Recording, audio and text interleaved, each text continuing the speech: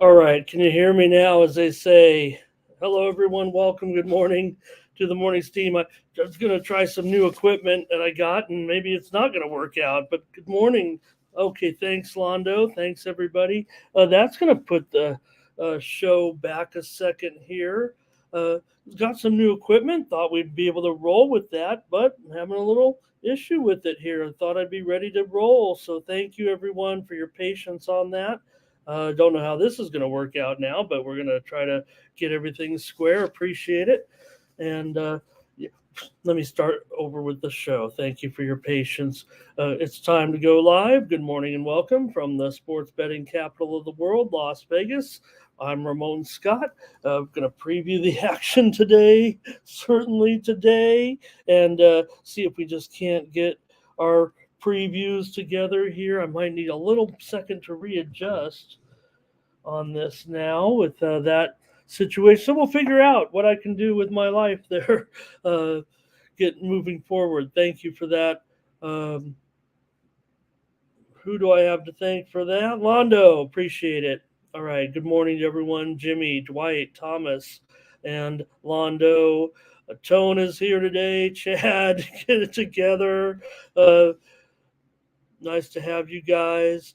Uh, Yesterday we had Major League Baseball postseason, of course. The Texas Rangers looking great as they move forward with their 2-0 lead. How about it? Wow, great job. They held on. Got dicey there, but great job, Rangers, and of course the Phillies. Uh, well, we talked about. Uh, talked about Wheeler and his strengths right now. Hello, Jamal. Talked about Wheeler and how he looked in his last start and a real good performance yesterday. Yeah, we tried Arizona, Gallon. You guys could have told me don't forget the home road splits, Ramon, or something like that. And real uh, disappointment for Arizona fans, but Phillies look pretty great and they get the win and they're back at it tonight with game two with Kelly, with Nola, and we'll preview that game as well. And how to go for everyone with Monday Night Football? I didn't see that one coming. Well, I don't. I certainly tried to go against the Cowboys. I can't say I didn't see it coming. They didn't win. We did take the Chargers here on the show, but yesterday, Dallas's defense, they were ready. They were prepared, and they were good. Very good against the Chargers, holding them to just 17 points. Cowboys win, and NHL 5 games on the ice, and the big one was the Blackhawks, I believe, winning on the road in impressive fashion over Toronto, and Toronto's got to look themselves. Chicago, that's positive, right? They can get 2 wins on this trip.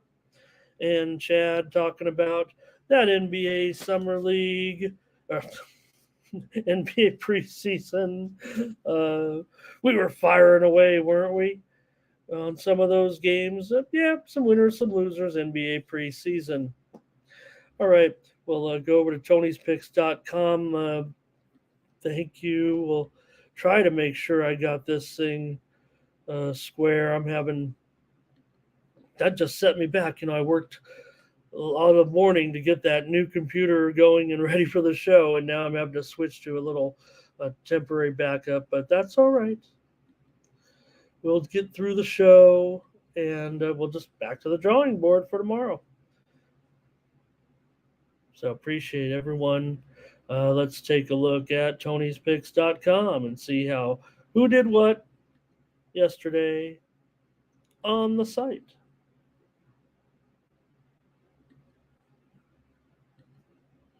All right, Joseph Schultz on top over at tonyspicks.com yesterday.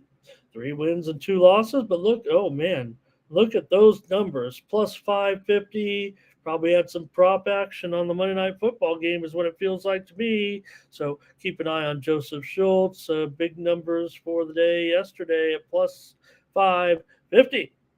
Collins Brown 3-0 yesterday. Good day for Collins. A perfect day. Probably Samba Murdy 7-5-1. Looks like a lot of cappers had a good day yesterday on that card. Marlo Pettis 2-0. Sean B 3-1. Ben Ruhala 2-1. The VIP account 60%. Daniel Walasachuk won his only play on Monday night. Chauncey Giles 2-1, and Tony T had a winner as well yesterday. Over the last 7 days at Tony'sPicks.com, Joseph Schultz, there it is. He's up 1,700 units. Absolutely rocking it right now with these big money plays, these big payouts. Ben Ruhala, he's up 11-11. That sounds lucky.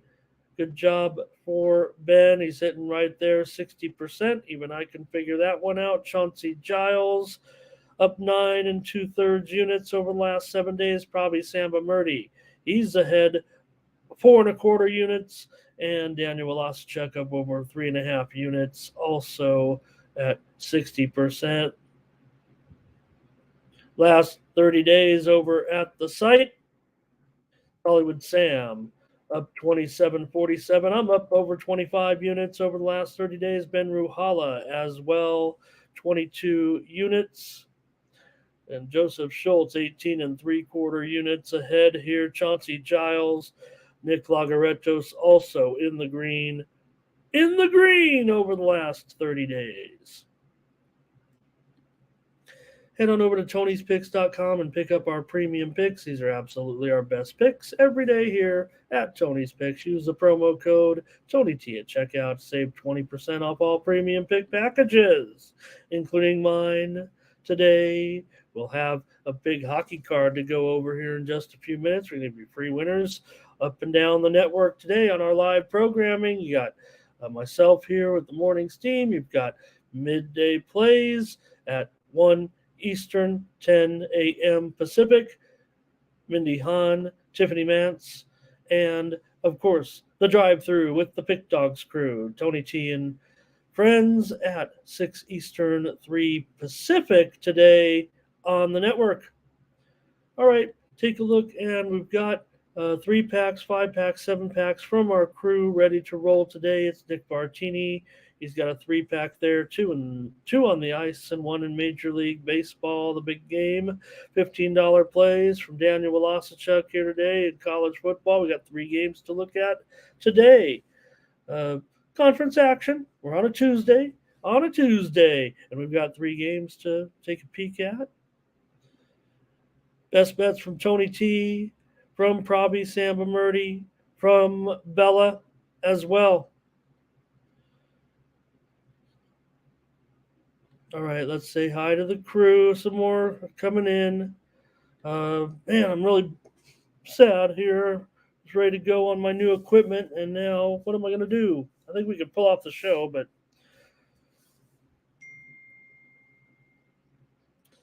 all right, Tone, appreciate it. Take a look at what Tone has to say here on his information. And Bryce Harper yesterday, great job by you guys in the chat calling for the homer yesterday also with Schwarbs as well here on the show. Terrell, nice to see you today. Yeah, well, I tried to go over last night. Funny, well, it's not just prime time, Terrell. This week, I think everyone, if you haven't caught wind by now, we had a pretty big week of unders. I mean, there were 2 overs all weekend, in NFL, all week in NFL this week. A massive run of unders, which is crazy for Mr. Under to have 3 losers this week when I tried to go over. When I don't know, sometimes my selections, while thrilling, when we win all the time, but I'm not saying unders are You're not going to have as much scoring, so maybe not as much fun. But nonetheless, unders absolutely crushed this week, destroyed all through the NFL. So, all right. M looks had a good day. So did Chad. You guys are rocking. I guess I needed some assistance, but we'll get into it on the show here. All right. You guys are hot on NBA preseason like it's the regular season.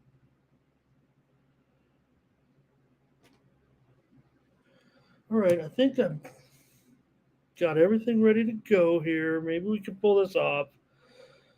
And boy, how does Tony do it?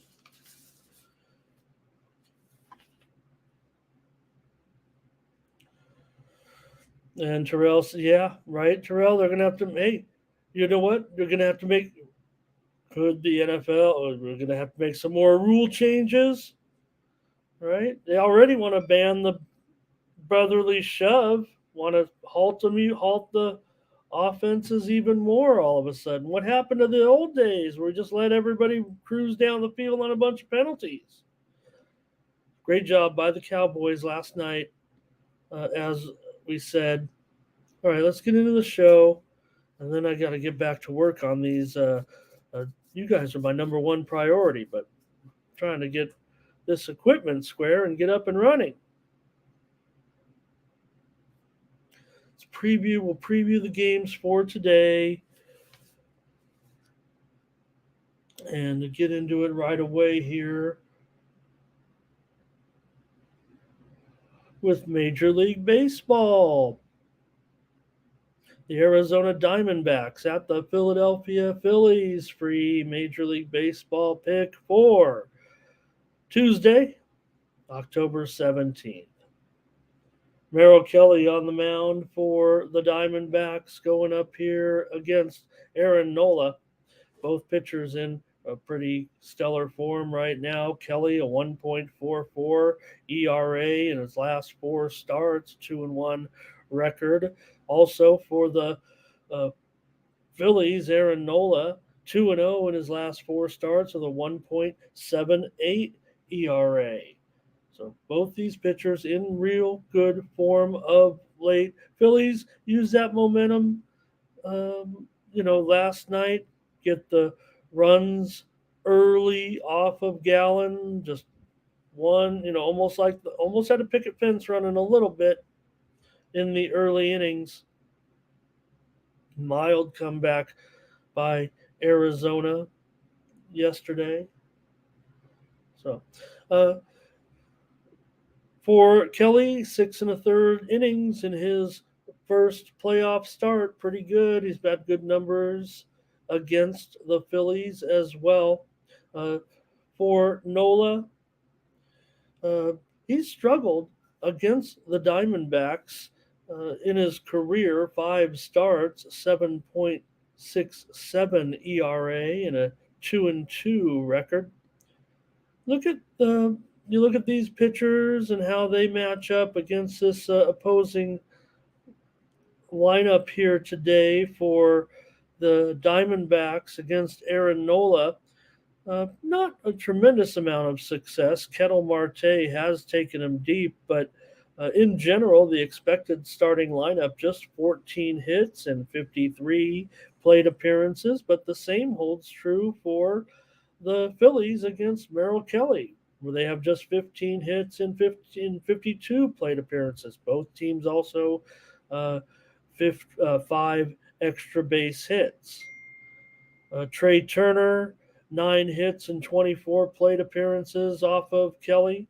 Only Realmuto has touched Kelly for a home run, and he has 3 hits in 9 plate appearances, but Schwarber, 1 hit and 8 plate appearances. So not too many numbers that totally stand out here on the batter versus pitcher today. Here come your comments. Looks like you guys are ready to go. And see if I can't try to figure out how we're going to run The morning steam consensus. This is one of the other things I'm working on here.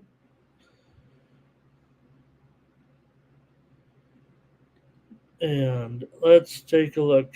Double says the Cowboys got lucky in that game last night. Here we are with the leans. Braves leaning Arizona.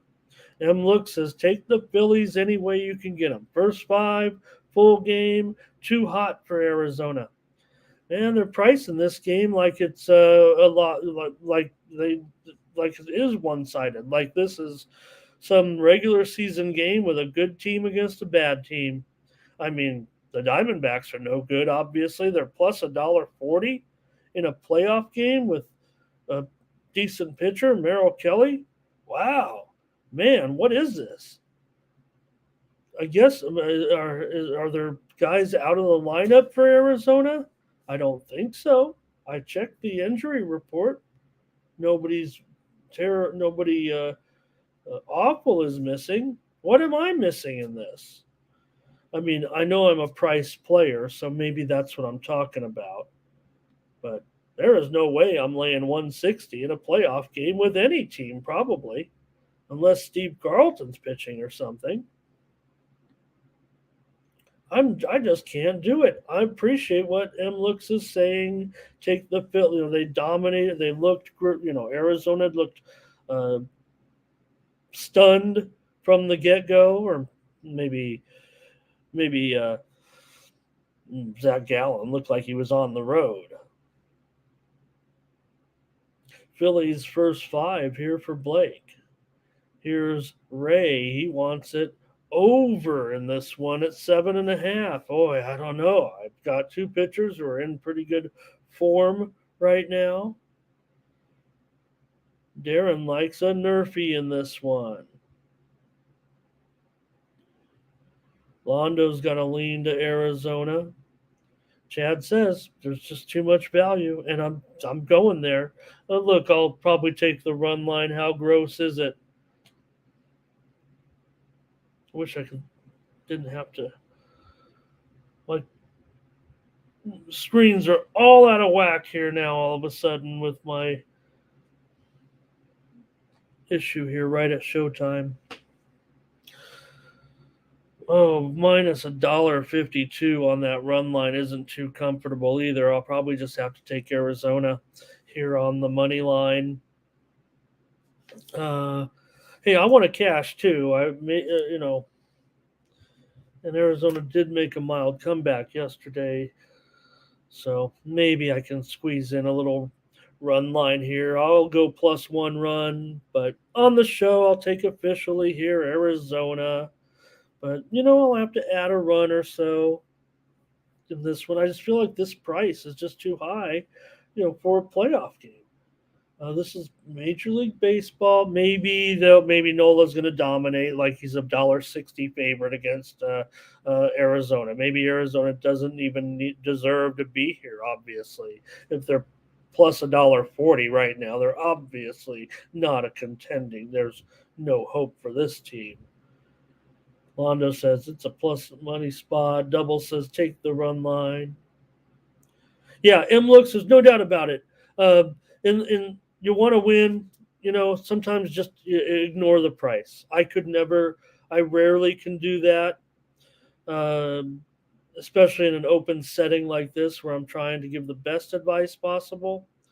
Maybe if I was sitting there and it was my team and I wanted to, bet them, and I'll just bet them no matter what the price. But man, I just cannot do it at this price. And to be fair, no, I was going to say to be fair, maybe the price is a little bit lower, but I really don't think it is.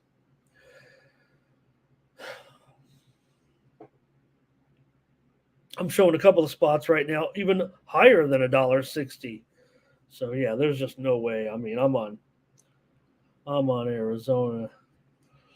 I think Chad, you might be right. I mean, I might just be whining because maybe the books have opened. And playoff games, you're always gonna see a little bit wider of a margin, I think, on the price. Kind of what I'm being so sarcastic about, right? So they're making. It feels like they're charging a little bit more to grab that 1.5, but Yep. Peasy said, "Hey, did it yesterday. I'm gonna come back and do it today." I was on Arizona yesterday and I lost. So Peasy, you got me there, and same thing gonna happen here. Can't do it. I'm on Arizona at this price. This is a baseball game, and like I said, did they rule like three guys out of the lineup? I mean, did Merrill Kelly is he fighting injuries? Tell me what I'm missing in this. I know what the total answer is, right? I mean, maybe they are expecting an avalanche of more Phillies or more public team, just jack up the price. To me, in a playoff game, I mean, Nola, Kelly, uh, yeah, maybe Nola is a better that had the better career, the better numbers in general, but Merrill Kelly's had a pretty pretty okay year too, and I would just have to think that you know maybe it's priced like this because it's a playoff game. Whatever the case may be, I'm not into it. I've got to take Arizona. It feels like it should be $1.25. Peasy says no value in betting on a loser. Well, if we had tomorrow's paper today, I probably wouldn't be sitting here. The Diamondbacks are cooked. Reginald's on the Phillies. Here's Bryson Stott.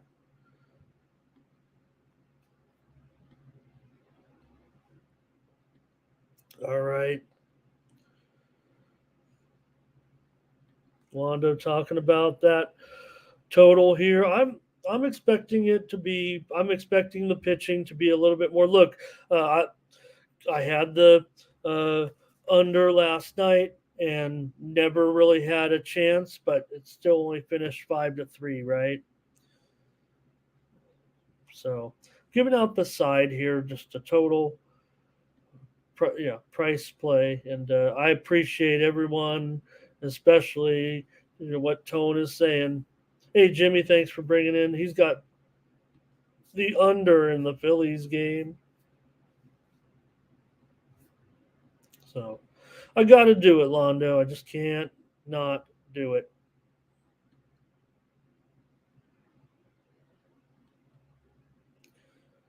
All right, enjoy the game,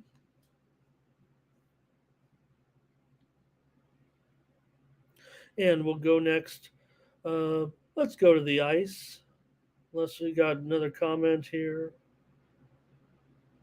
Yeah. Oh, Tone's coming to us from the city of brotherly love. It sounds like. Is that? Am I reading that right? Reading that right, Tone? So I definitely can appreciate it then laying that big number. And I'll never learn. I just have a computer for a brain, I guess. But I just got as the price. Just the rent is too high. The rent is too high. All right. I think hockey next because while there is college football and we all love college football, we're not exactly, uh, you know, heading into the top 25 tonight.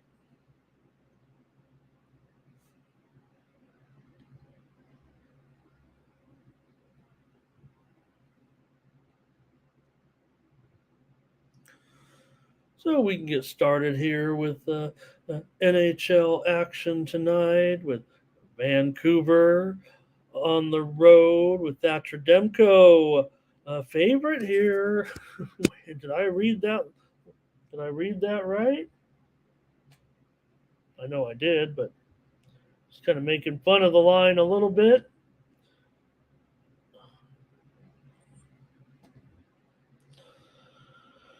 All right.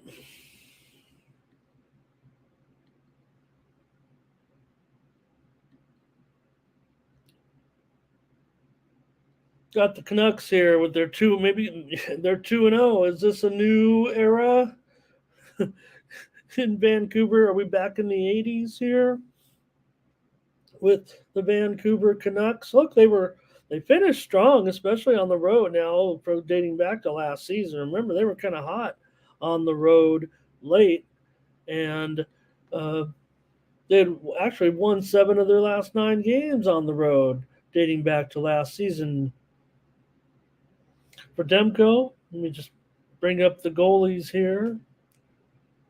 Make sure see where we're at with them, and make sure there are no changes. But neither of these two guys are confirmed in here tonight. But Demko so far had 21 saves in his first game, facing 22 shots in that victory for Vancouver. The 8-1 win that we've talked about many times, a couple times on the show already, over Edmonton in that season opener, and then came back to beat them 4-2.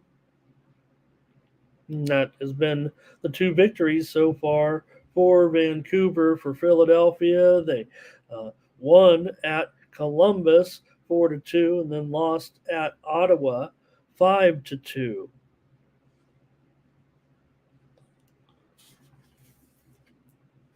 So, with this total at 6.5, I certainly, these two teams could have, like I said, we've already seen some goals out of these two teams, considering that 6.5 goals is the average so far in those 2 games in Philadelphia, and 8 goals in those games for Vancouver so far. But for me in this one, if the total is going to be here, make sure it's still at 6.5. Oh, it is down to 6. Oh boy. All right. Well, because I wanted to go, I'm going to do it. I'm going to go under on the show here now. I was going to maybe go under as a premium, but let me just dial it back a little bit after yesterday's results as well. And take the under in this one, under 6 goals with the Canucks and the Flyers. I liked it under 6.5. Maybe there is some 6.5 out there, but let me also correct the total here, at least to reflect and not give myself the best line. Let's challenge myself. It's definitely juiced to the over, but not by much, I'll tell you. Some of the sharper shops, not even 6 over 15. Of course, they deal a smaller line. You guys were talking about, I want to go back to it here in just a second. Let me give out the play. And I got a comment here. But it's under in the Canucks and the Flyers. All right. They told me not to talk about, baseball game in the middle of the hockey video because I'm doing a video, and I messed up the Google algorithm. I guess the whole world I could change just by. All right, Darren's does like the play here. Here I am. He likes it over 6. So, wait a minute. What? Over 6 and under 7, so that you'll win one of the bets. You expect the game to finish 6 or 7 goals exactly, and you're looking to win one bet and push the other. If I'm reading that correctly, you like it 6 or 7 goals exactly. But don't forget all right, Fernando on the Flyers. Just want to comment now. We're back on the baseball game, so you guys were still talking about a little bit, and I had to move on, but did want to note that the total is dropping significantly right now, and several books we were talking about 8 on the screen, but I'm already showing several books now at 7.5, and some of them are at 7.5 flat. So we could say what we want about Kelly and Nola and how tonight's game might go with momentum. Maybe Nola will dominate, apparently, but that total is definitely dropping. Hello to GBC Boys Entertainment. Nice to have you here today. Great. We could have spent more time on that baseball game, but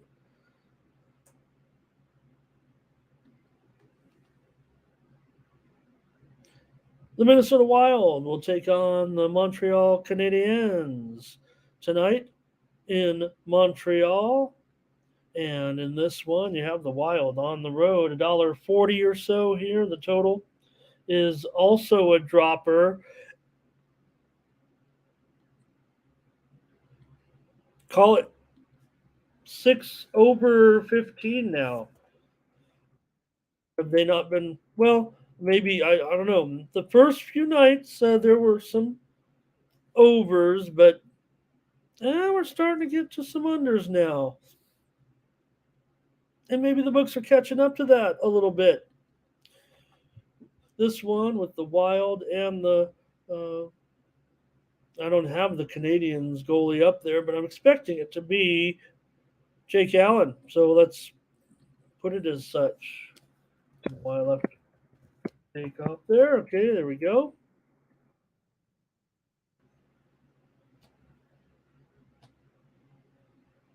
And Fleury is confirmed to be in goal in this one for the Wild. And Allen is unconfirmed at this point. But you have here another dropper. Man, this is bumming me out here. I was ready. I was kind of ready to make the switch after last night to try to maybe start to go under in some of these games, but this total looks like it's moved against me a little bit as well, down to 6 over 15 right now, and $1.40 from the Wild here, but. I was looking to go under in this game, and I guess I'm gonna make this my free play here all of a sudden. Where yeah, let me see if there's any 6.5s out there. I mean, this is where I was heading, was to go under 6.5.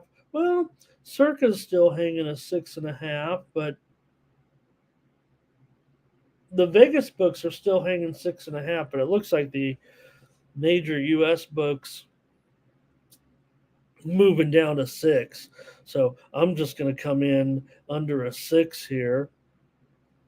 And Jimmy, thanks for shouting out Fernando's plays. If I'm reading that correctly, that's great that you're following him and having some great success of late. Okay, here's a Wild and under 7.5 on a same game parlay. And I would hope that my Canadiens could get something together here in this one. Look, they have a win so far, so that's positive, certainly for the Habs. And Montreal, they've only won 4 out of their last 13 home games dating back to last season. And while these two teams are only meet twice a year, usually a home dominated series. 13 of the last 19 have gone to the home team. And Minnesota kind of dominates also in this series, having won 16 of the last 21 meetings. Now that's probably about a 10-year sample size. So Canadiens have been bad that long, no doubt about it. And I'll just end up on the under here with this move. Both teams have 1-1 so far. This season, Minnesota having beaten Florida 2-0, and lost at Toronto 7-4. Montreal, of course, lost that season opener to Toronto 6-5 in a shootout, and then came back to beat the Blackhawks 3-2. Fernando's leaning over here, going against me. I've got under here in this one as my play here on the show. That's what I'm doing.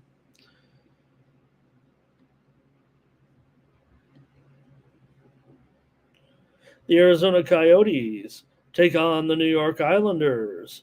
Free NHL pick for Tuesday, October 17th. Vejmelka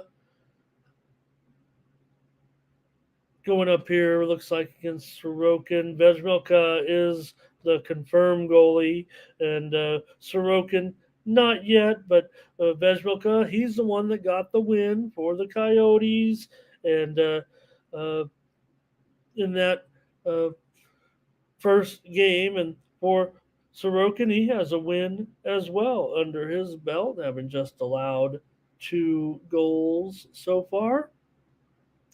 Let's see the price here. Islanders $1.90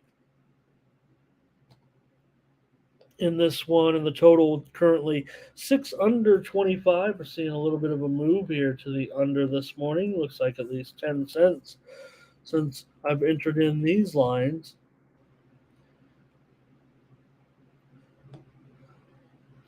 For Arizona, of course, they're pretty dreadful on the road. We know that, but they were going over late last season, and we'll see if that continues. But um, this has been, a disaster here. Arizona's won 1 out of the last 9 trips to play the Islanders, so it's going to be hard to think they have a shot here, even at $1.90 to compete in this one. Sorokin at 93%. He stopped 26 of 28 shots in his season debut. And Vejmelka, I think he actually came in that other game. I think he's actually seen time in both games so far. And of course, Arizona lost at the Rangers 2-1. They beat the Devils 4-3. Yeah, it took to a shootout, but we had them on that night. Darren says, "Give me the Arizona puck line and over in this one." Arizona on the puck line, $1.50. The Islanders uh, beat Buffalo last time out, 3-2. They lost to Carolina. That was in their opener. So they come in 1-0 so far. So does seem, like I said, Arizona expected to be better. They definitely have looked better so far in both. I would say in both games, Arizona has, looked good, but do have them here on a back-to-back. Don't forget, because they played last night against the Rangers and lost that game late. It was 1-1 for the longest time, and then the Rangers got that late goal. Fernando says, "What about the under in this game?" And that's obviously where the move is, Fernando. And I'm not sure if I want to pull. Let me see here. Darren says, or no, let's see. Fernando says, "Give me the Islanders here on the puck line. Go ahead and lay it here with the Isles."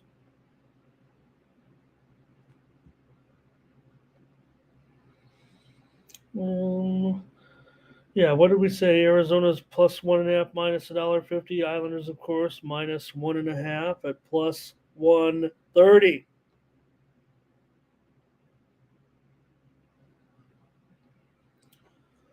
All right. Well, Fernando says, "What do I think of the under?" And I feel like the price is getting away from the under, is what I feel like here, because that's could I actually give out all unders here on the show? Because that's what I feel like doing in this game, and that's where we're probably going to go. It feels like, but I do like that. Arizona's they've been playing too. Like I said, I want to feel like there's even still value on the. Oh wow, Darren. Okay, seems like there's still value to be had on Arizona. 5.5 at FanDuel, 5.5 over 20 at Bovada. I better give myself the right price if I'm going to do it, and give myself the toughest price here to beat, and go to 5.5 over 20. And I'll take the under. Give me 3 unders so far on the show.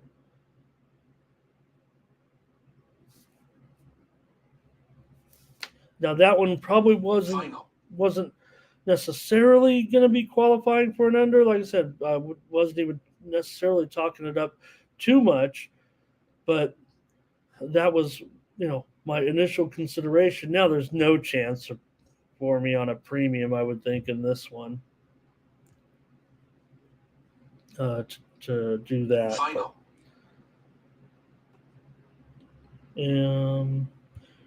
And thank you to Darren.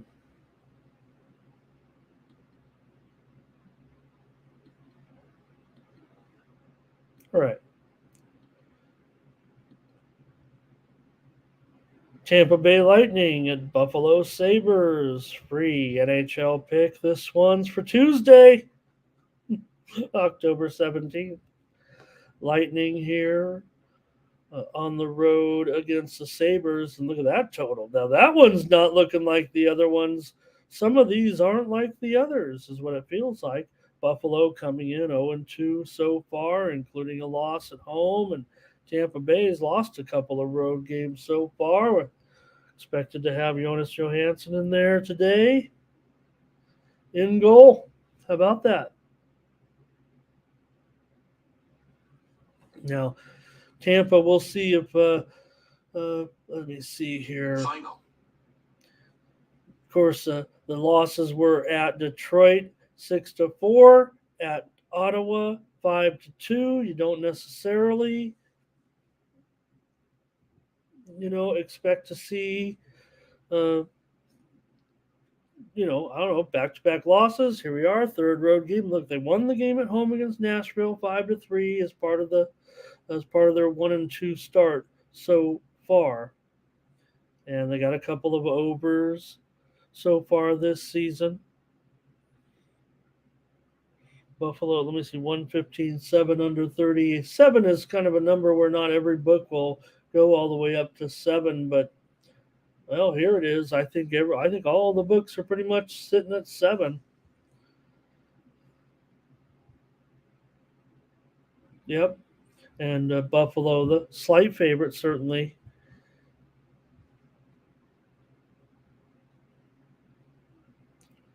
In this one, and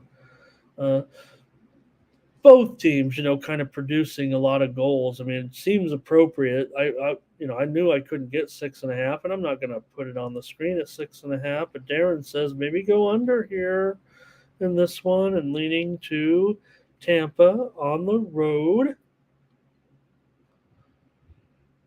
And they do pretty well in this series. Just a little bit of concern having, lost 2 straight. But the Lightning have won 11 of their last 15 trips here into Buffalo. And that's a positive sign, certainly. And, well, there's going to be a ton of goals. Maybe that'll lean to a little bit of volatility.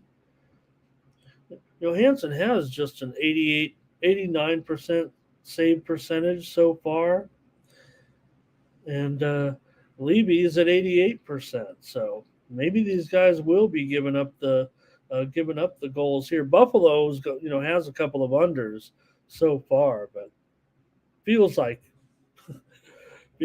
a lot of goals are going to be scored, you guys, and I might be willing to do it. But I kind of want to factor in the Tampa Bay. I don't know if they'll lose 3 in a row here, especially against the Buffalo team that is off to a sluggish start so far. So I think I like that lean there from Darren, and I'm probably going to end up taking the Lightning here as my play. Like I said, they have good history against Buffalo. I don't think the Lightning are necessarily. Hello to Miller Entertainment joining us. He's already got his football ready to go, and thanks for leaving that there. I'll be previewing those games here in just a moment as soon as we get through this card, but I'll take Tampa Bay on the road here because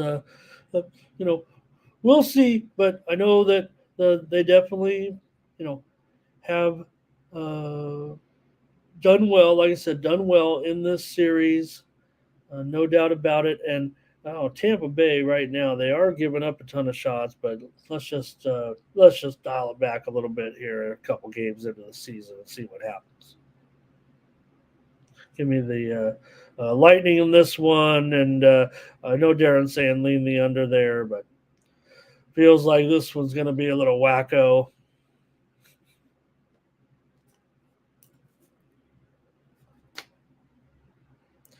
All right, next up.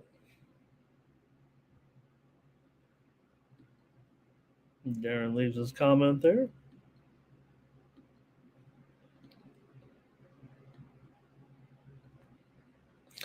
Edmonton Oilers, Nashville Predators for Tuesday. Oilers on the road, $1.45, 6.5 over at -120. Final. See if we got the Skinner and the Saros matchup here. And neither goalie confirmed at this point, but feels like the right matchup today. From everything we've seen, you got both teams already with a couple of losses so far. Edmonton with that 0-2 start that we talked about, and Nashville also with a couple of losses, but they did win their game so far at home, and they're 0-2 on the road.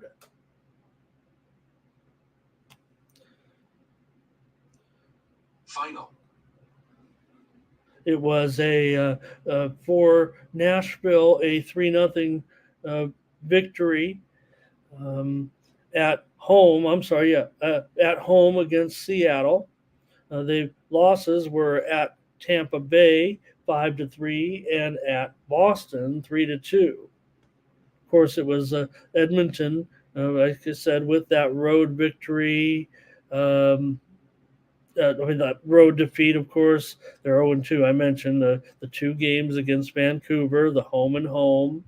Losing that game 8-1 left everybody scratching their head, and then they come back home and lost 4-3. So, considering in that Vegas series, we have just a little bit of need a win here. Oilers need to get a win here somehow in this one, and I don't know. It feels like it could be a tough spot.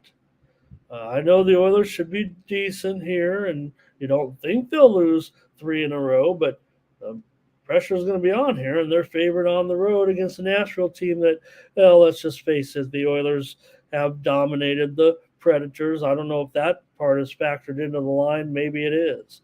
They've won 8 of the last 9 meetings against Nashville.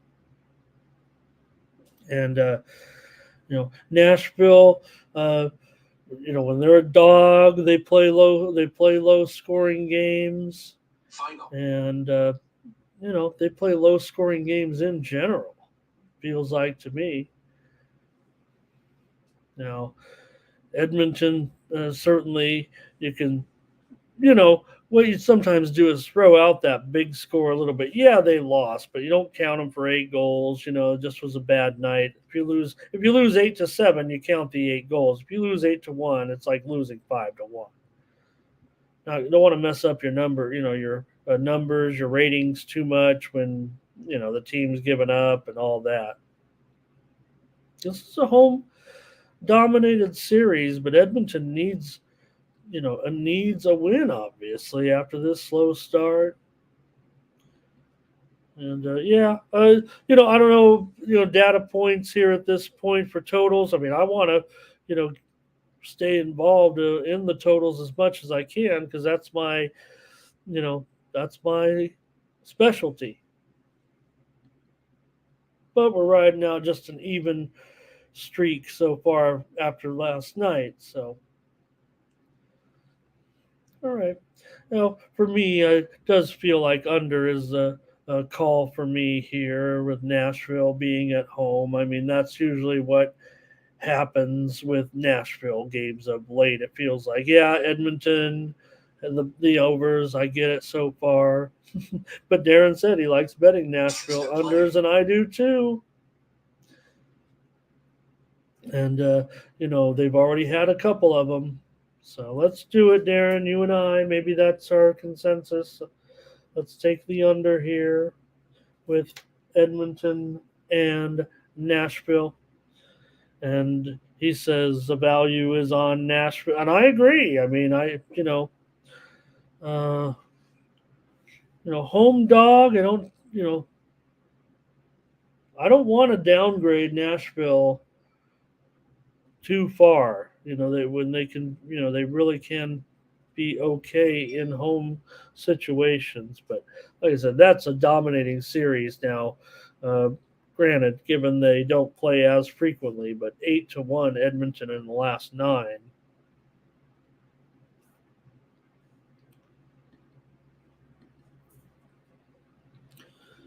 Kings at Jets. Jets minus $1.30 total 6/5. 6.5 under 20. I'll fix my graphic. And this one with Hellebuck going up here against Talbot. The Jets favored at home against the Kings. Hellebuck is confirmed in goal here by the beat writers. He'll be in there today. Talbot not confirmed yet, but I would think he would be in there. The Kings so far with no wins yet. They do got a loss. They did earn a point in their 2 games at home thus far. They had the 5-2. Let's see, it was a 6-5 game in the shootout against Carolina. Of course, they led that game 5-3, and Carolina came back to win it 6-5. Or was it vice versa? I don't remember. It was only 3 days ago.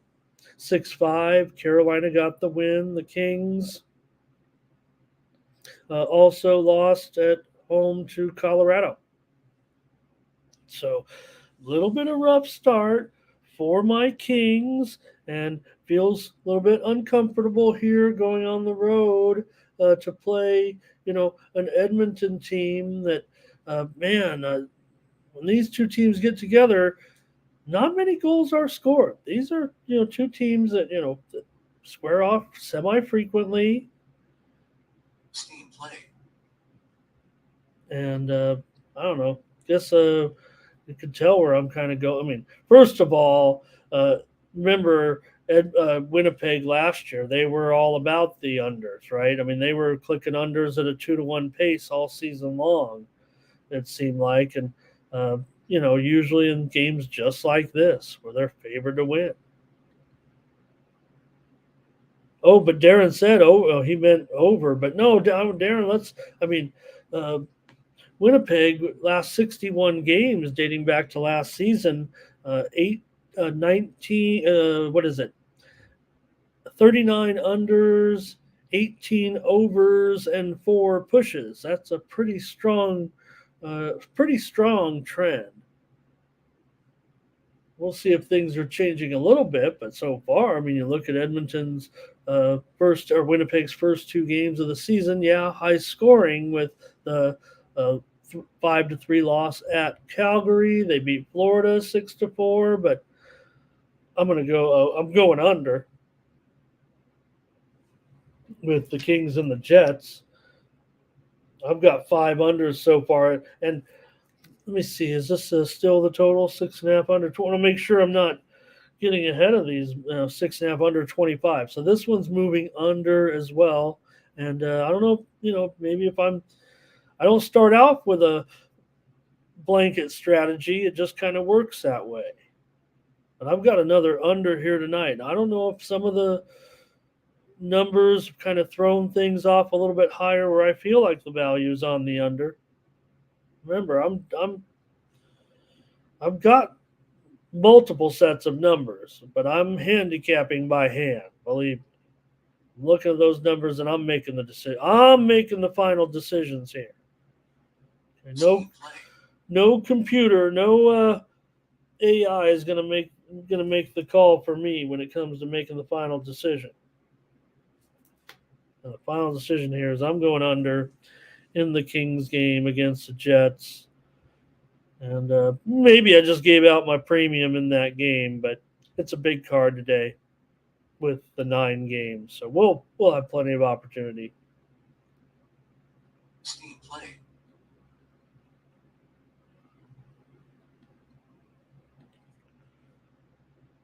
The Colorado Avalanche is going to take on the Seattle Kraken.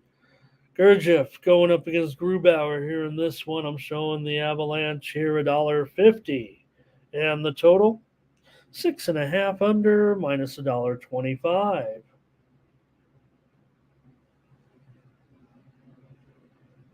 And we know the story. We know the storyline here with this matchup. Of course, dates back to the playoff games of the playoff series last year. Of course, with the two teams and Colorado eliminating Seattle in the 7-game series. Remember, every game was a 1 goal. Well, not every game, but just every game, total low scoring playoff hockey. Oh, look at that name. I thought, you know how sometimes the cursor covers up the, and I thought it was covering up the L. No, I had Ava Lanch. Ava Anch. There we go. Avalanche here. So far, they have the couple of wins, including a 2-1 win over San Jose in a shootout, a 5-2 win over my Kings. And for Seattle, they've played 3 games thus far, all losses. They did earn a point against St. Louis, but they lost at VGK 4-1. They lost at Nashville 3-0. And what happened to our road Kraken?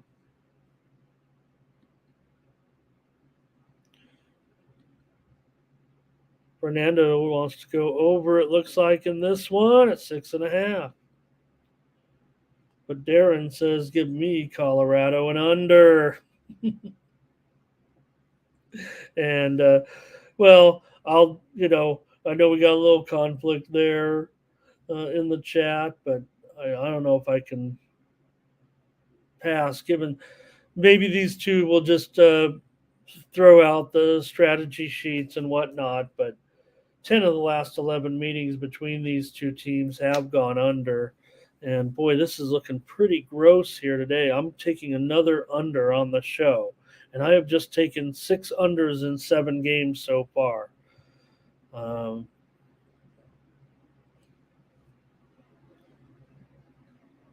That's all right. gonna do what you got to do. But that's what I'm going to do so far. See, all 3 Seattle games have gone under as well. 10 of the last 11 in this series, all 3 Seattle games so far this season have gone under. I will say that Seattle as a home underdog kind of trends over. At least they did late last season. And Colorado, pretty outstanding right now. No reason to think they're not going to be a top contender. Already a couple of wins. But laying a little bit of juice here today against a team that just took them, 7 games in the playoffs, and you're getting some pretty big plus money at home on a team that doesn't have a win yet against a team. These two teams went all the way to 7 games, decided the last game by a 2-1 margin, ultra close between these two teams. Did the Kraken overachieve last season? Maybe. They still should be a pretty decent team. These guys are right. Yeah, sure, Colorado's ahead of them, but yeah, me too, Darren.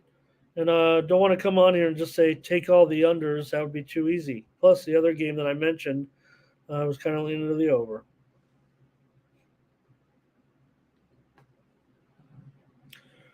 Hurricanes and Sharks, free NHL pick for Tuesday. Hurricanes, Frederick Anderson on the road here in this one.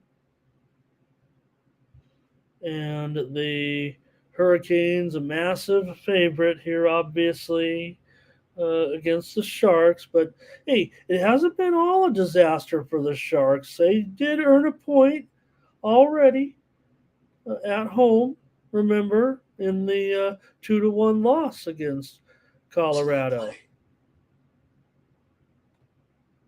So that, got to take that into consideration. Do the Sharks have problems scoring goals? Probably.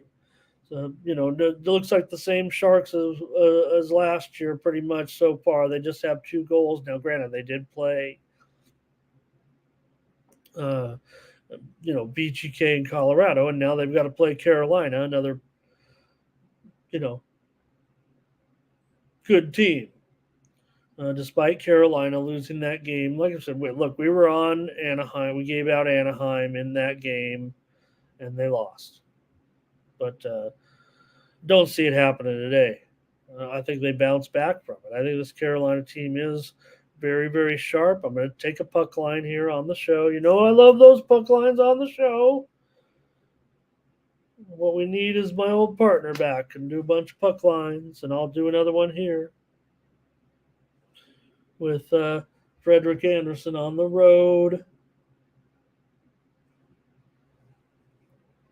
I would think they'll put up some goals here in this one. San Jose, they've lost 40 of their last 51 home games. Basically,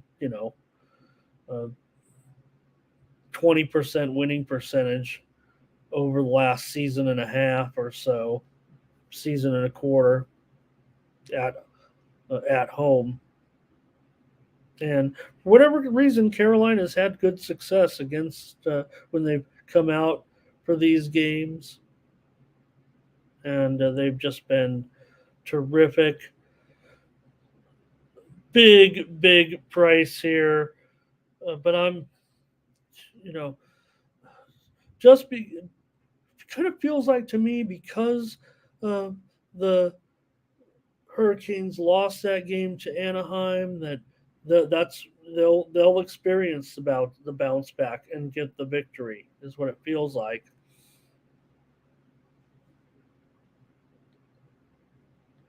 And Darren will do it. Darren will do the same thing as well here. And the total, you see, what did I say the total was? 6/20. Here's a mover so far. I believe this one got hit somewhat to the under. I don't think it was officially widely reported steam that I saw, but I definitely saw some 6.5s.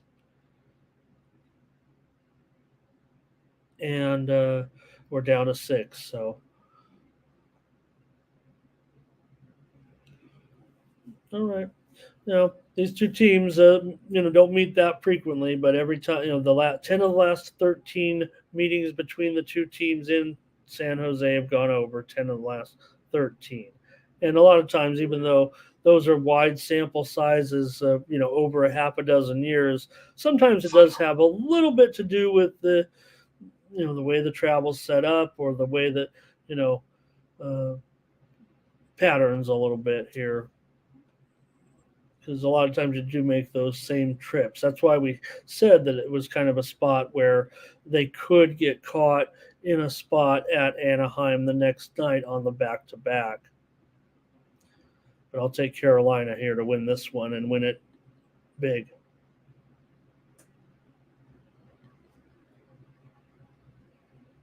We have one more game on the ice with the Dallas Stars taking on the Vegas Golden Knights, and no hangover for the Vegas Golden Knights.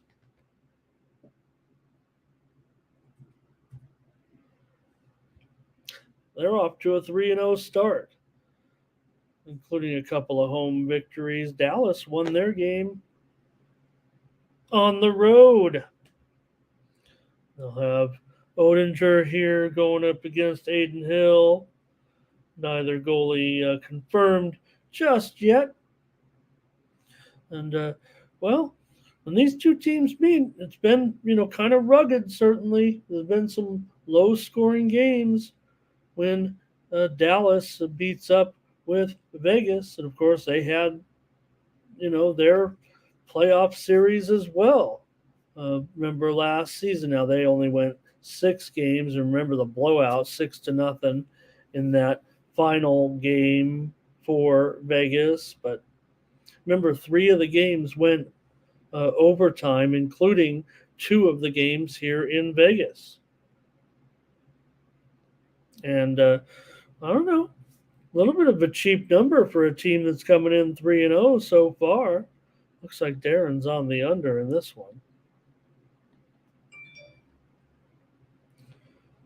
We know these are two of the best teams, certainly in the Western Conference, this season. But that's the way I've got to look at this one, is to go Final. under as well. It's 6, I understand, but boy, there it is.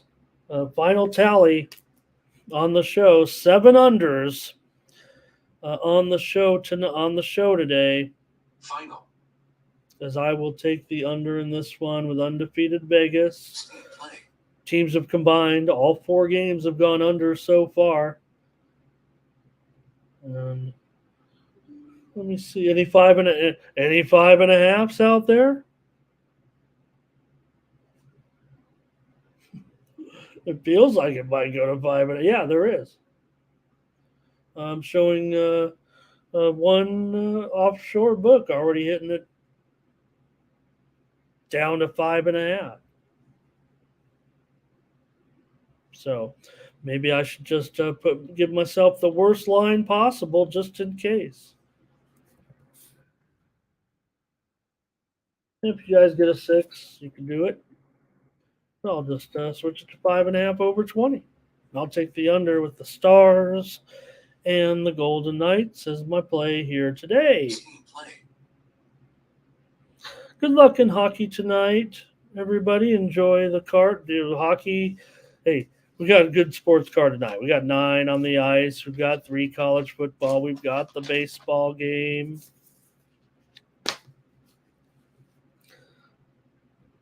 Gonna get into some college football here in a moment. These will be games now for tonight, and then we'll talk about a few more games. I got another half dozen for you from Saturday. But certainly got an interesting card tonight.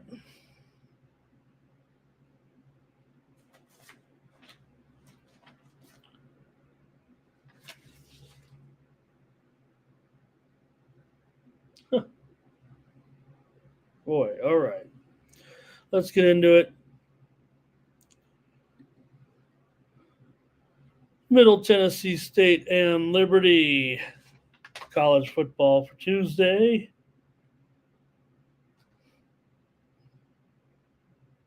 And in this one, I've got Liberty a 2-touchdown favorite against Middle here in this one, and the total at 56.5.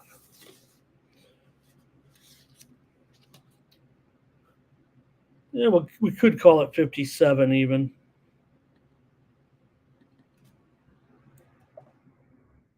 Now let's do it. And maybe it's 14. I'll switch it if I pick the other way. All right.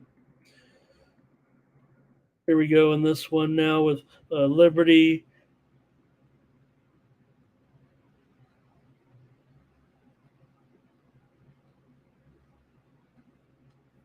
Thank you for being patient.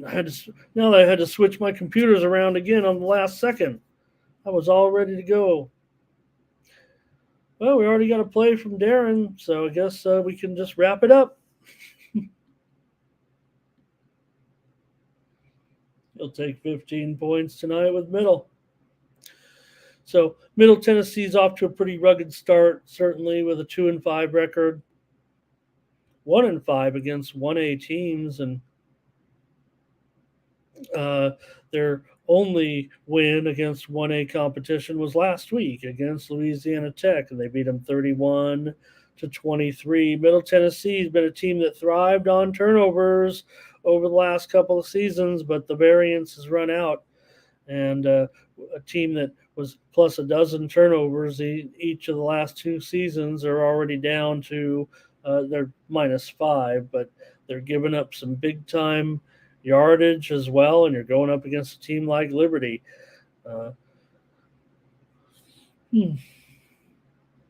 Last 3 games, Middle Tennessee has allowed nearly 425 yards per game.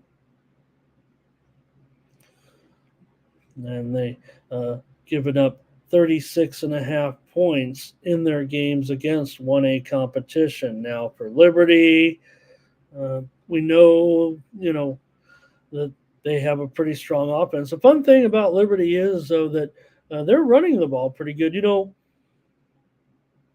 Some of the years when Liberty's had a good, decent team, they've had good passing offense. But here they're averaging 250 yards on the ground per game this season, and they have the variance going their way with a +8 turnover ratio so far.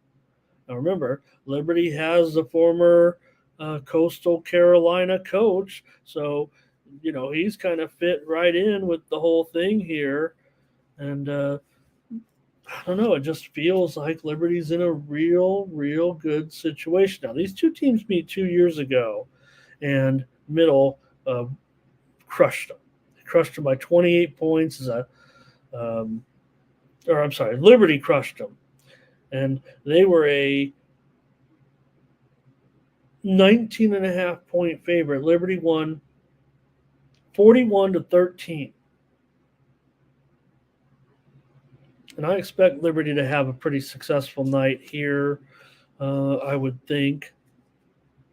I think they could smash them and probably have a pretty big night, I would imagine.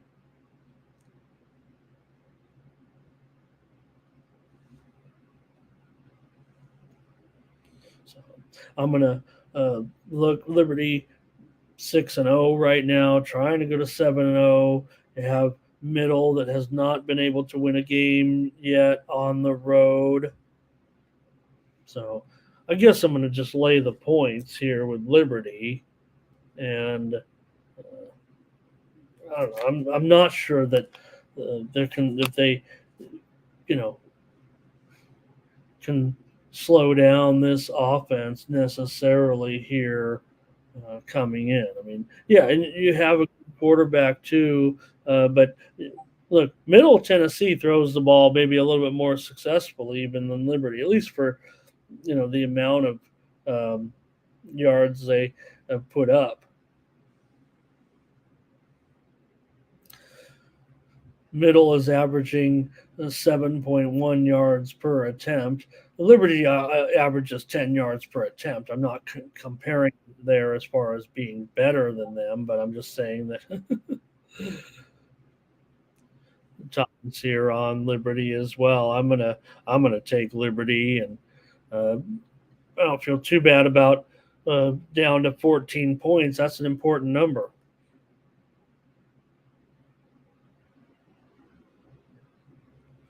It's also cheaper to get down to under 14 here now with the price having gone down. It did go up as high as 15.5.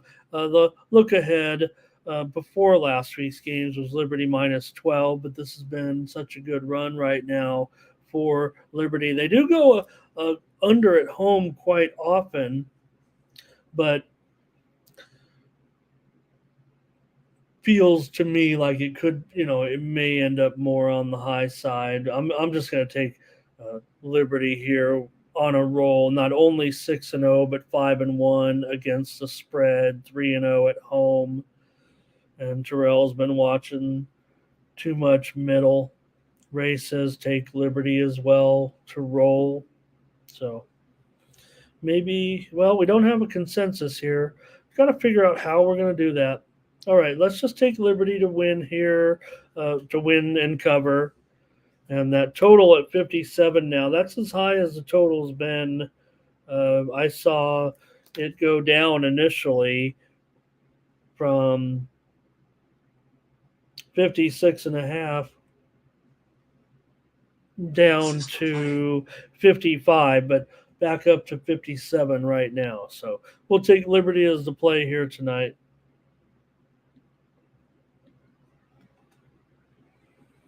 And the Hilltoppers of Western Kentucky going to take on Jacksonville State Gamecocks tonight in conference action here. Of course, Western Kentucky comes in. I don't know. This is a pretty nice matchup, really. Is this the marquee matchup of the night?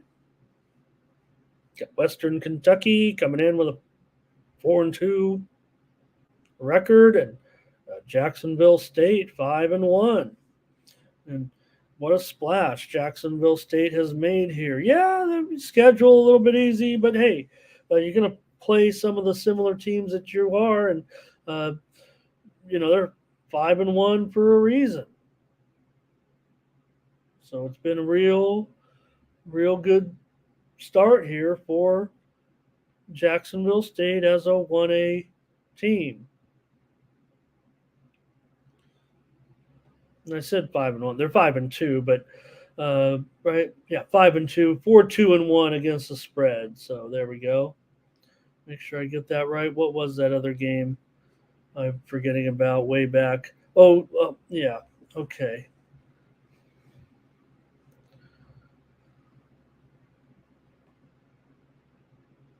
Okay. So for Western Kentucky, they're pretty steady to the under, in conference competition. They've gone 1-7-1 to the under, also 2-7-1 to the under as a favorite dating back to last season. Meanwhile, Jacksonville State 4-11 to the under.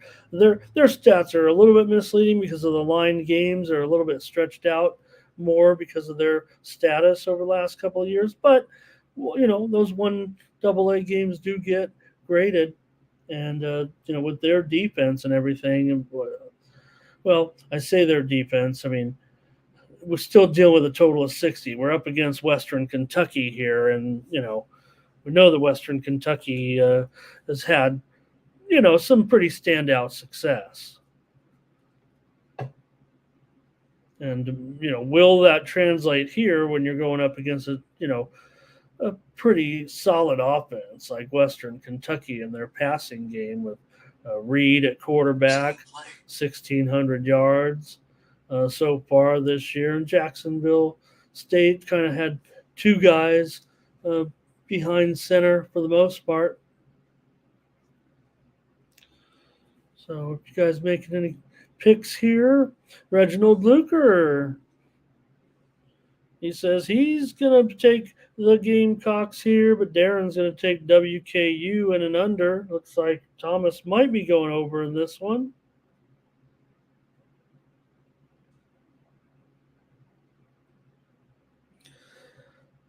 So laying some pretty big points. Jacksonville State obviously been a very, very nice surprise so far. Like I said, no doubt because of that, spread record, good success against some of these teams. Look who they've played well against. I mean, they beat Middle, but remember, this is their first year. Remember, they beat Sam, and they shut out Eastern Michigan.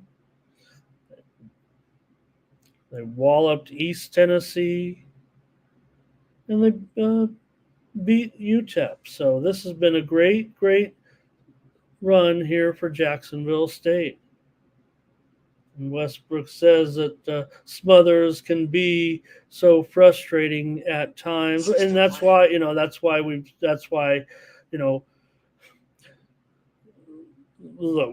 want to go to the other, you don't want to go to the other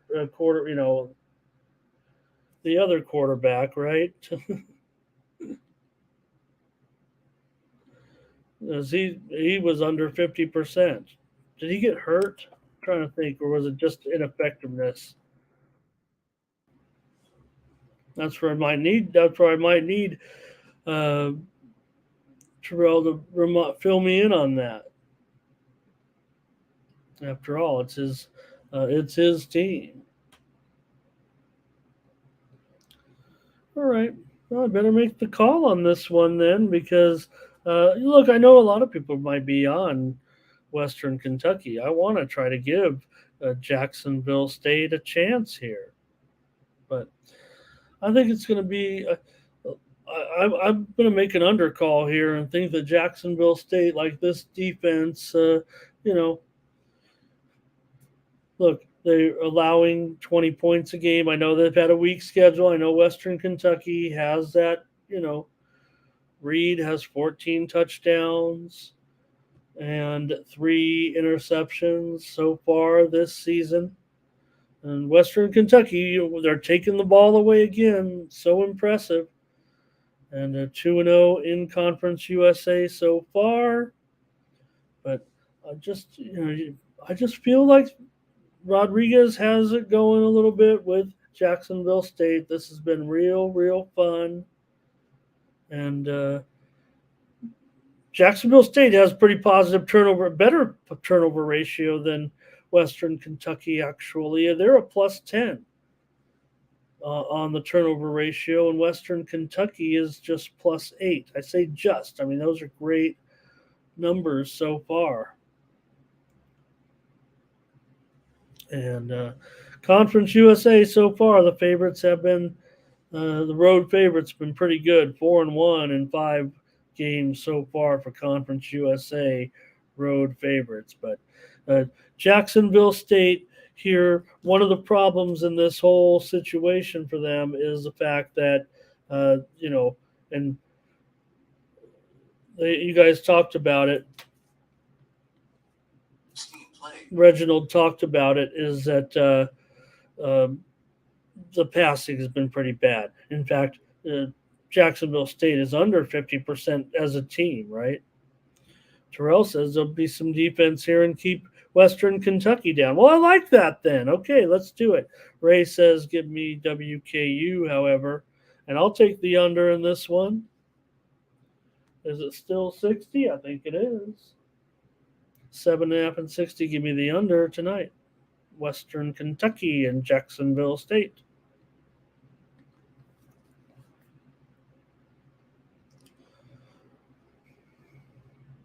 All right. Southern Mississippi takes their 1-5 record into South Alabama.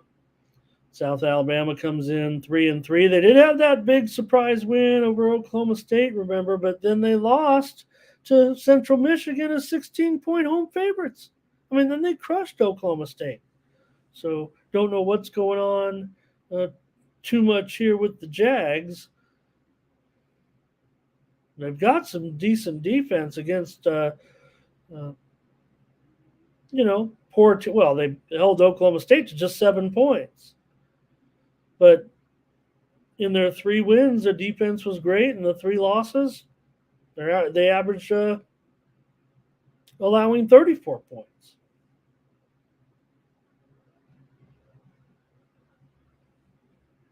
So. All right, Southern Miss said things have been pretty bad on the road so far. They've lost 66-13. They lost 44-37. They've got routed in some of these games for sure. And with the spread now, I show it up to 19. It opened as low as 16. And now we're all the way up to 19 in this one. Ugh. Southern Miss, so far they've lost, like I said, blown out in those 2 road games. South Alabama, when favored, usually a pretty steady over so far and a steady over at home. They really should have their way here, I would think, offensively. Southern Miss, things are not going well. And they've been giving up some points. For South Alabama, They won last week 55-7 at Monroe, covering 10.5 points. They lost to Madison the week before that, 31-23 in a near pickup. And they haven't been great at covering the number. There are just 2 covers this season. They failed to cover against Southeast Louisiana, a 21.5 point favorite, and won it by 18. So let me update that line. It's at least 19 right now for South Alabama. That line just continuing to rise to a bit of an uncomfortable level. The total here down to 51. Darren's got a lean here to South Alabama and the over. And that's probably the way that let me see here. Let me make sure, because South Alabama, Southern Miss, dating back to last season, this season and dating back to last season, 9 of their last 12 games have gone over.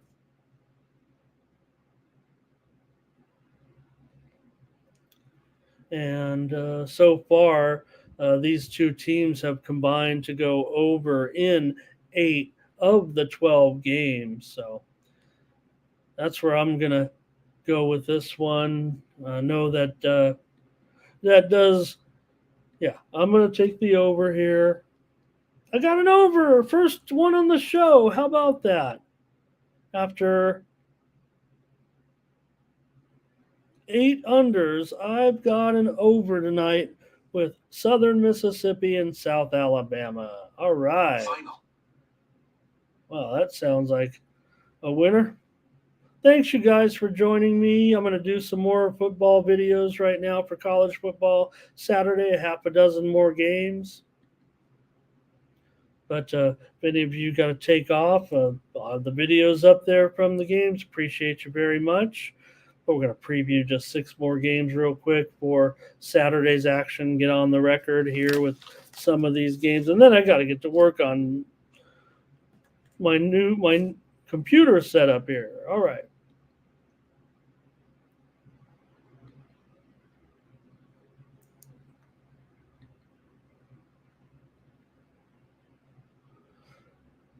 Oklahoma State at West Virginia, college football action on Saturday, October 21st.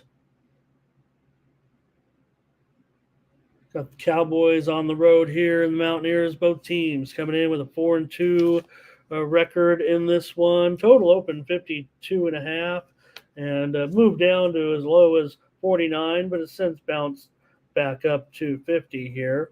West Virginia, 3.5 point favorite. And this one was as low as -2, I saw. West Virginia in a pretty good groove, certainly at home, but this has been a good series for Oklahoma State, but let's take a look. All right, for last year, 24-19 in favor of West Virginia, and they were let's see. What is it? Oh, Oklahoma State 6-1-1 against the spread in the last 8 meetings against these in this matchup, but I'm not sure if it's really that good for Oklahoma State necessarily this year. You see recently what Oklahoma State, we already talked about that loss at home to South Alabama, 33-7. Now, maybe they've turned it around here with a couple of strong performances of late. Of course, they beat Kansas 39-32. They beat Kansas State for a couple of covers. So maybe Oklahoma State has turned it around. West Virginia lost last week 41-39 on the road at Houston. We had Houston in that game. But before that, West Virginia was on a string of 4 straight covers. So I just feel like maybe Oklahoma State, they had, 2 consecutive home games to kind of get healthy a little bit with their record. West Virginia coming off 2 straight games on the road. And, I want to kind of be on West Virginia here, it feels like to me, at home. This is usually let's see. What was the other scores in this one? These two teams have been, playing this series now for years here. Last year, the total unders in this series, last 4 meetings, under. Last year, 43 points. Year before, 27. The year before, 40. The year before, 33. It's going to happen again, I'm sure. But let me just go on the record here with Virginia and this West Virginia and this one at home. Yeah, we want to get under that 3 and a hook. Probably we'll pay the extra juice to do it. But I'm going to take West Virginia in this one to get it done against Oklahoma State at home and cover the number.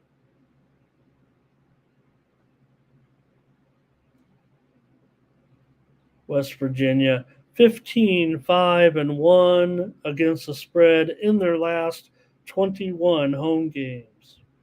So, series history definitely with Oklahoma State here of late.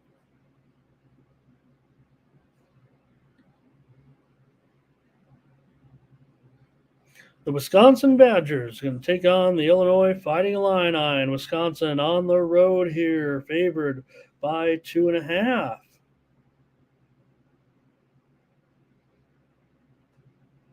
And the total at 42.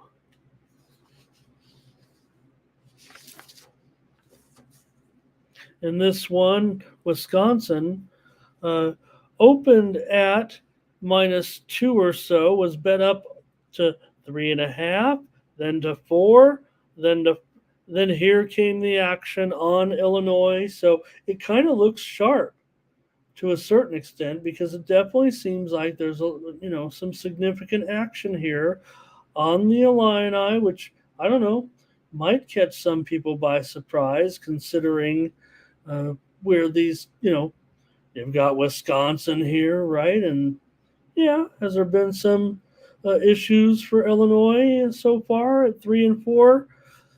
Maybe that's where they're supposed to be. Wisconsin comes in with a 4-2 record, but they're just 1-4 against the spread. 1-4-1 against the spread so far. Illinois is one of the worst spread teams in the country at 1-6 right now. They have not looked good at all.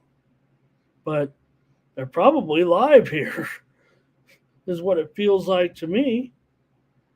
They've just got to cut down the turnovers. Altmaier's he's thrown 9 interceptions so far this season. Last year, Illinois won the game 34-10 in Wisconsin. So you do got some revenge factor here. But before that, Wisconsin won in here 24-0. You see that total at 42, and that, I don't know, it feels like that, feels like we're in for some Big Ten action here for sure. You got Illinois always going under at home right now. Just seems like clockwork. Wisconsin, not going to trust them as a road favorite here, I'm afraid, right now. Mordecai has just 3 touchdown passes so far this season. They have some issues scoring just 6 points last week against Iowa. Did have a road win at Purdue for Wisconsin, but Illinois, they did come up with a win last week at Maryland. That was big. They were a 13-point underdog, and they got that win They were off 2 straight losses. They lost at Purdue. If you want a comparison here, Wisconsin won at Purdue 38-17, while Illinois lost at Purdue 44-19, and those were in consecutive weeks, I believe. Yeah. Wisconsin at Purdue was on September 22nd, and a week later, Illinois was at Purdue. But I don't trust Wisconsin here in this spot. I never trust Illinois necessarily right now, but I wish we were getting, and maybe that's an indicator because you can't get a 3 or a 3.5 here necessarily right now. Wisconsin feels like a public side, so maybe we can get a little bit. Illinois is 0-4 at home. Thus far, so I've got to try them here. I'm gonna be on Illinois plus 2.5. Yeah, I'm gonna buy it up personally to 3.5, maybe even a little bit more, whatever I can afford, and just try Illinois here because I can't get on Wisconsin, a team that hasn't looked great on the road. In general, kind of dating back to last season. I'm not going to necessarily count. They lost at Iowa last November, this time of year, 24-10. They edged Nebraska last year this week, 15-14. So give me Illinois, close game, close, low scoring, ugly game. That's the way it's going to be. Typical here. And I am going to take Illinois plus 2.5, I'm afraid, here against Wisconsin. Just got to do it. The numbers are indicating to do so. It does seem like the money, the sharp action also seems to indicate this. So I've got to take Illinois here. Well, speaking of ugly action in the Big Ten, oh boy. Well, they're going to be getting down here with the old Florida Rosedale Trophy, and this one is like pig slop, so it fits appropriately here to get that fat pig trophy if you can win this one, and maybe it's appropriate this season with Minnesota and Iowa. Iowa, of course, coming in undefeated at home, 6-1 overall. They do some fun things, huh? Wasn't that women's basketball game exhibition against DePaul? That looked fun for the Iowa fans. Iowa here, a 3.5 point favorite in this one. The total 32.5. Oh boy. Feels like the total's too high, doesn't it, you guys? Could I really talk myself into an under? I think I can. Because I think my numbers have it close to 29. So why wouldn't I take an under here in this one? Iowa's gone under in 9 of their last 12 games. And so far, they've gone under in 2 straight. They won at Wisconsin last week, 15-6. They won at Purdue, 20-14.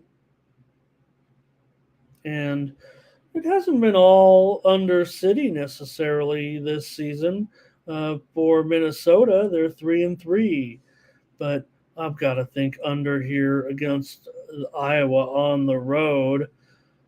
Minnesota played at North Carolina for their only other maybe comparable game and lost 31-13. And maybe North Carolina with their quarterback a little bit better. They were outgained in that game by 216 yards. They've been outgained in a lot of these. games, particularly in the passing department. I'm talking about Minnesota and Iowa as well. Both teams have been outgained by their opponents. The funny thing about Iowa, for the fact that they've won the last 3 games, they've been outgained by their opponent by over 250 yards in the 3 games combined, and they still covered 2 of them. That's positive. I think that's a positive. Minnesota still running the ball pretty decent.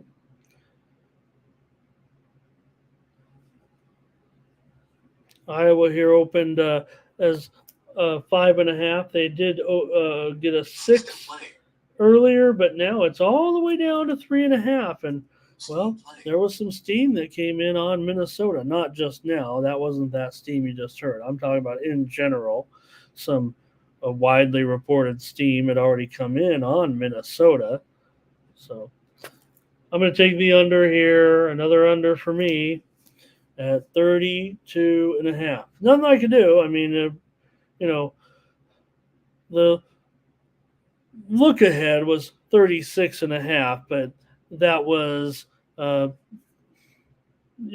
going to be. They could have had 33.5, I think, on Sunday. Circa, when we were on that show on Sunday doing the opening lines report, it opened 31.5 at Circa, interestingly enough.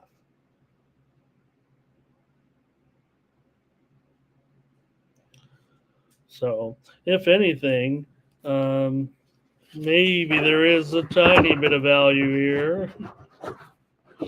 Oh boy, I got bad news here. One of the names that I'm going to give out here, I believe in a few minutes, has just went steamed. Oh well. Minnesota is like that TV show. Like Coach? Like the show Coach? Is that what you're... Because that's what they're trying, right, with the colors and everything. I think that's what they tried to... Woo boy! Look at this one. Tennessee and Alabama coming at you this weekend, and this should be fun. Certainly one of the games of the day with Tennessee 5-1, Alabama 6-1. Look out. Alabama right now, could they be, of all things, Alabama in position to maybe somehow find their way back to the BCS championship playoffs if they end up with just 1 loss? Seems feasible, doesn't it? And lot to shake down. You can't do any missteps or anything like that. But considering where we were just a couple of weeks ago and couldn't figure out if Alabama was ever going to figure things out, and we don't know if they even have yet necessarily. But it seems like the defense right now is in pretty strong form, and I would imagine they'll have I think they might have a pretty successful day here against Milton and the Vols. Milrose's kind of found his way a little bit. Milrose's thrown for more. Remember, Milroe, even with the fact that the other quarterbacks have gotten in there a little bit, Milroe has more yards passing than Milton this season. Last season, of course, was a wild game. The winning team has scored 52 points in each game in the last 2 years here. Of course, last season was one of the games of the year, remember, with Tennessee winning 52-49. This series usually has been a high-scoring game. I talk about those scores, but I don't know if I see it here in this one, man. I feel like this is... I've got it. I've got it under. I don't know if I can get away from the fact that, first of all, Alabama's been better and better over the years, but Alabama's gotten the number here as well. I do think Alabama maybe can win this one by double digits. That might be the way I'd look. Tennessee's covering numbers, no doubt about it. They're 4-2 against the spread. Alabama just 4-3 in their 7 games, but both teams, combined to allow just 33 points per game. Now, when they're dealing with better very good teams here. And usually Tennessee, these are enough points, but Tennessee, of course, they won and covered 3 straight since that loss to Florida, including conference games against South Carolina and Texas A&M. For Alabama, they've on a winning streak certainly, but they didn't get the money last week against Arkansas in that game. They only won by 3 points, and they were laying 19 points. But I've got the under in this one as my play. I think if anything, you look at the Alabama win against Ole Miss, and they won 24-10 in that one, and maybe we could see a similar score here. Remember, Tennessee, they played a home-heavy schedule. They've had just one true road game so far. It was in conference against Florida, and the final score was 29-16 in favor of the Gators. So give me the under here.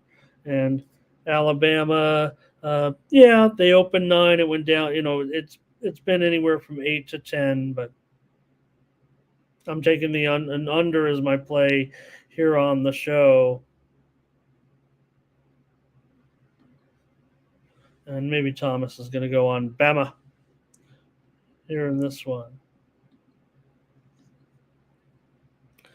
Okay, well, let me refresh the line because just not 5 minutes ago, as I sat here, you might have heard it in the background. Steam play came in. It was on the under in this game. This is my play. I'll just go out and say it right now since I'm already. It opened 44.5 when we were doing the opening lines report, and it went down to 44. It went down to 42.5. It's down now to 41. So I already like the under. This is Northwestern and Nebraska after all. And how Nebraska is a 12-point favorite over anybody is probably could do a whole 20 minutes on that and they'd kick me off the air.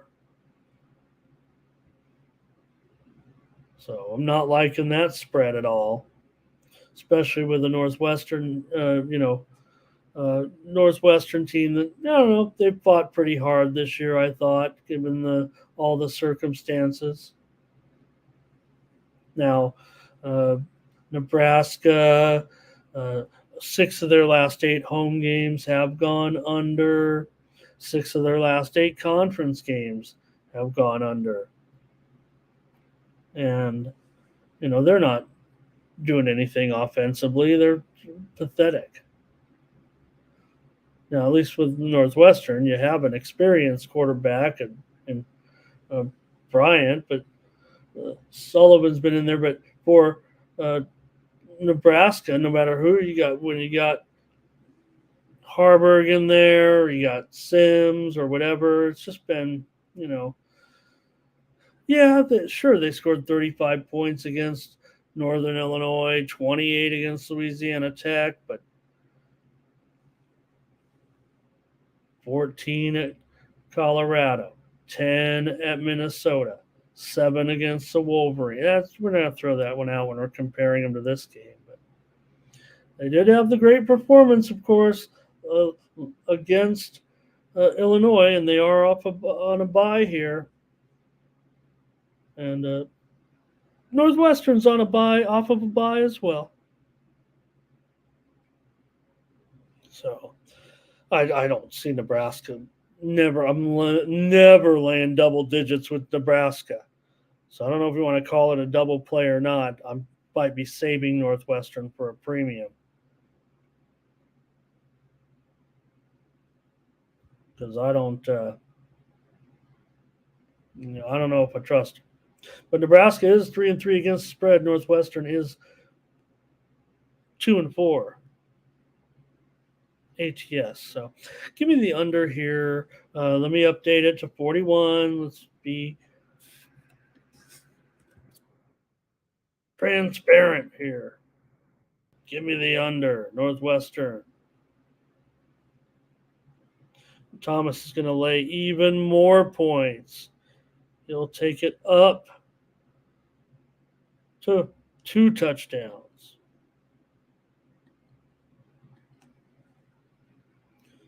I've got one more game to look at here in this one, and it's going to be, well, I think we could,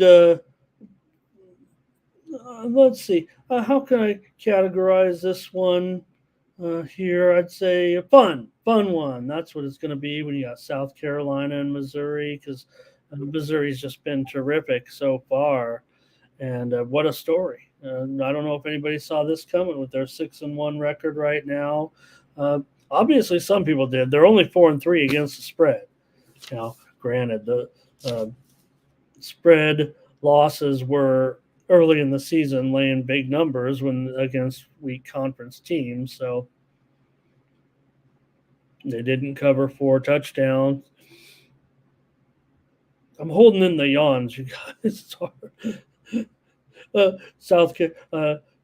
Beat South Dakota by 25 points, 4 touchdown favorite, and they beat Middle by 4 as a 3 touchdown favorite. But since then, it's been pretty much all systems go, except a 10-point loss at home to LSU, and they failed in that one. They've gone over in 5 straight, and I would think this one, I don't know, it's already at 60.5 after opening 56.5. Oh boy.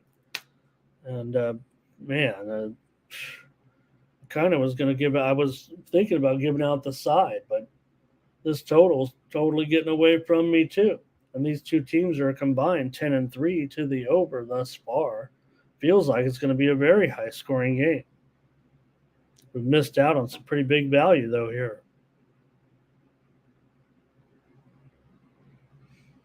Thus far, so I'm thinking about switching it up, but I'll still take Missouri here to roll and get this money here against South Carolina. If I'm going to have to lay some points as a favorite, I'll just do it here with Missouri. They usually don't fare very well in the role of a considerable favorite against subpar teams, but after all, Thomas Lewis is going to lay the points, and you know, you got Cook, right? Maybe one of the better matchups of quarterbacks this weekend with Rattler going up against Cook. Cook's got 14 touchdowns and 3 interceptions so far this season. So this series has been a total under, but South Carolina on the road, sometimes their defense can give it up big time, especially against teams that do produce well on offense. And considering that South Carolina also has gone over in 3 straight, including giving up 41 points at Tennessee, they did allow just 14 points to Georgia. So. Yeah, and it's funny. You think of Rattler. Yeah, 1,700 yards so far this season for Rattler, 11-4 touchdown to interception ratio. But both teams comparable in yards per attempt. Missouri a little better. Certainly. 9 of the last 11 meetings between these two have gone under, but I don't think we've seen Missouri's offense be quite as good as it is this season. That total, though, up 4 points so far. I almost wanted to switch there. I say switch. I'm not totally sold on either Missouri as a premium or over as a premium, but right now I think at 7.5, because Missouri did open 6 and went up to 7.5. So let me give that as a free play, laying that hook, and I'll still reserve the total. I could still go over 60.5 as a premium. Granted, we have missed out a little bit. Some of the totals yesterday on the show, like I said, I gave out a lot of totals again, and I want to say, let me clear the deck here because we're done. But so yesterday I gave out some plays, including a lot of totals, and I believe so far, my college has been okay so far, but I had noticed because this is what you do as a bettor, right? And I'm a tout, I'm advising, right? So you want to be even more tracking of the record keeping. And, quite frankly, I beat totals. That's how I do a lot of my winning here. That's why my winning percentage is high. That's why I'm one of the top units producers on any of these multi-capper sites. But I was noticing that while I was heavy, as usual, in totals, a couple of times, several times, handful of times, I can count them on one hand, but that's a huge difference, right? Anytime you a loss, it would have been a win. You're actually talking about kind of a 2-game swing, right? So, uh, I was waiting to pounce on those totals that I like, or play those totals till the end of the week. Getting those plays up, waiting for the full market circle to hit, so that we weren't giving out stale lines in the premiums that could cost someone who might be purchasing them on the end and miss a couple of points because we beat those games pretty heavily. So what I did here today and yesterday is come with a few more totals on the show. Gives you a chance also to experience my play, the way I play, but we can get on those earlier than waiting. And a difference of 3, 4, 5 games makes a huge difference. So let me try this week, give out some totals earlier in the week and beat those. And hopefully we'll have those sides straight just as we always do. So take that under advisement. That's for people who kind of are subscribers of mine too, that also, watch the show. And I know there are a few of you. There's got to be, because I don't know if it has the fact that, I'm in one of the top units producers, but the sales have been good, and I thank you very, very much. All right. Head on over to Tony'sPicks.com and use that promo code TonyT at checkout. Save 20% off all premium pick packages today from all of our cappers over at the site. You could click on the All Cappers tab and find the handicapper of your choice. You click on their handicapper profile page, and that's how you get signed up. Why not grab from me right now? You figure it's Tuesday, so why not grab one full week of action with me here? There it is. How about on the site? For just $149, you're going to get 7 days of action. That's $20 a day. Throw the promo code on there, and you're going to get it for even less. You'll get it down to $130. That's less than 20 a day, and you get from me. You could go back and look. Yesterday was a light day, and we still had 3, 4, 5, 6 plays yesterday.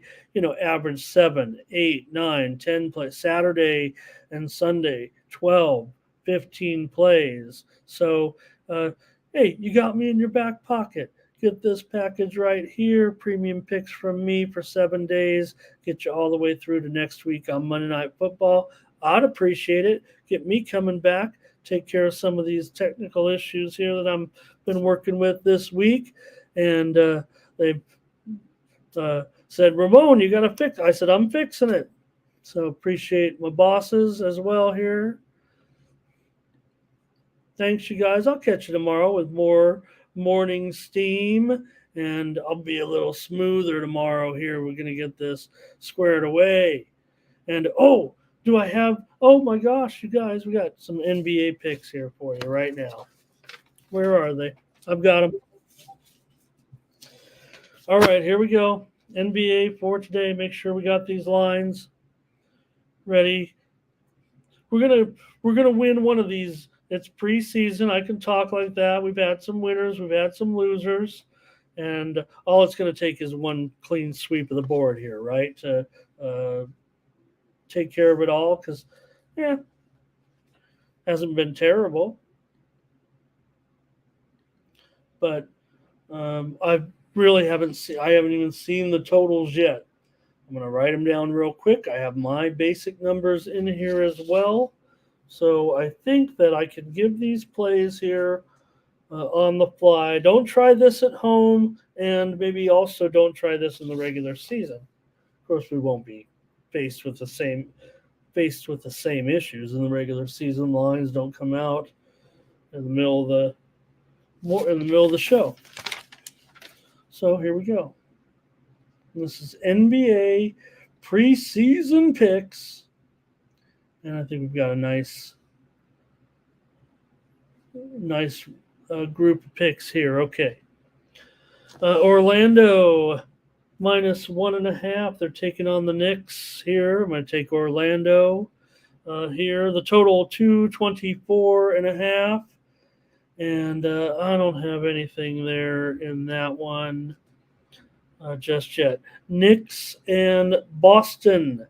This one is Boston now -7. And the total 221.5. That one might go up. I'm taking the over. Knicks and Boston. Give me the over in that one. So next up is, and the total there, Knicks and Boston. Boston -7, 222. We'll go over 222. Toronto and the Bulls. The Bulls are favored by 2.5. And the total there, 223. I don't have anything on that one. Don't have anything for you in that one. All right, Milwaukee and Oklahoma City.